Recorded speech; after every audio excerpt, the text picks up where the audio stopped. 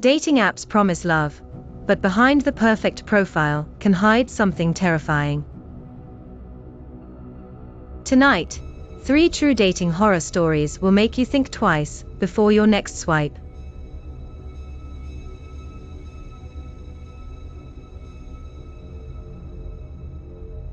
Elena had always been careful with online dating, but loneliness in her new city finally pushed her to try.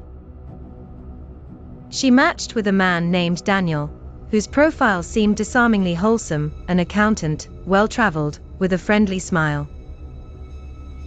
After a week of witty exchanges, he suggested dinner at a popular Italian restaurant. Elena, feeling safe, agreed. The night started perfectly.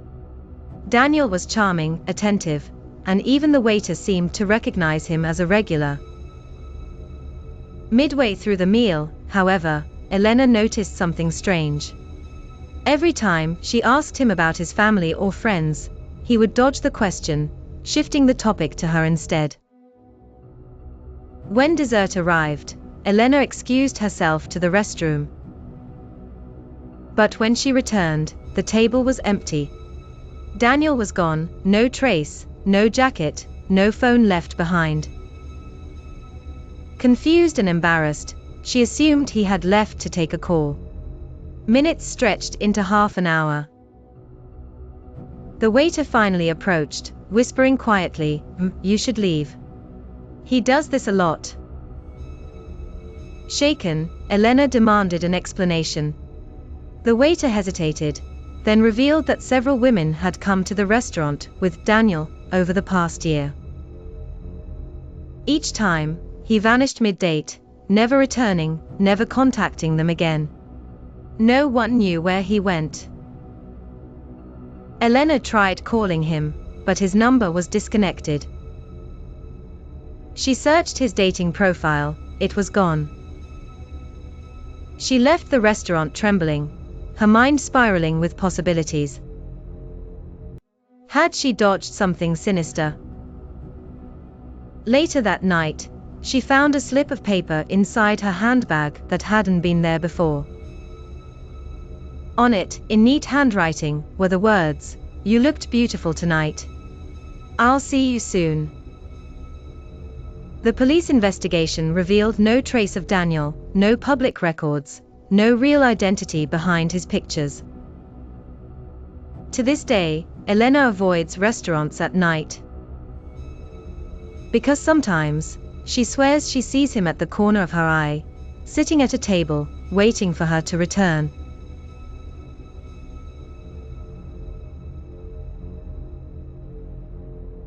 Jordan was excited when he matched with Maya, a stunning woman with an edgy personality. Unlike others, Maya insisted they skip the usual coffee shop meeting and come straight to her place for a movie night. Jordan hesitated, but finally agreed, driven by curiosity and attraction. Her apartment was on the edge of town, in an old building with dimly lit hallways. Maya greeted him warmly, but something felt off. Her smile was too wide, her eyes almost unblinking. She led him inside, the apartment oddly sparse except for candles scattered across the living room.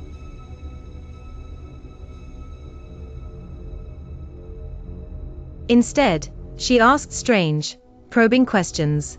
Would anyone notice if you didn't come home tonight? Do you believe people can disappear without a trace? Jordan laughed nervously, thinking she was joking.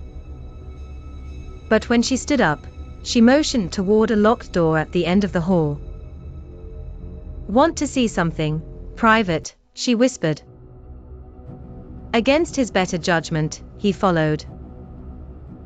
She unlocked the door, revealing a staircase leading into a cold, damp basement.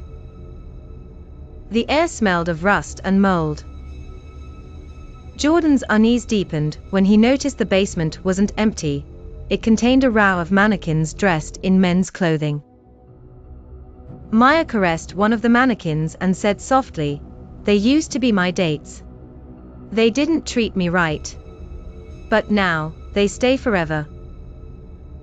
Jordan's instincts screamed at him to run. As he backed away, Maya lunged, her expression snapping into something feral. He managed to shove her aside, racing up the stairs. The front door was bolted from the inside, but adrenaline gave him strength to rip it open and escape into the night. When he returned the next day with police, the apartment was empty, no Maya, no mannequins, not even the candles. The landlord swore no one by that name had ever lived there. Jordan deleted every dating app afterward. He never shook the memory of Maya's voice whispering in the basement, forever.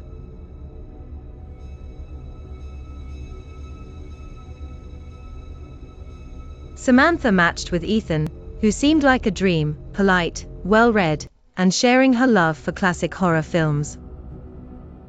Their first date was magical. He listened intently, laughed at her jokes, and even walked her to her car. She felt safe, even hopeful.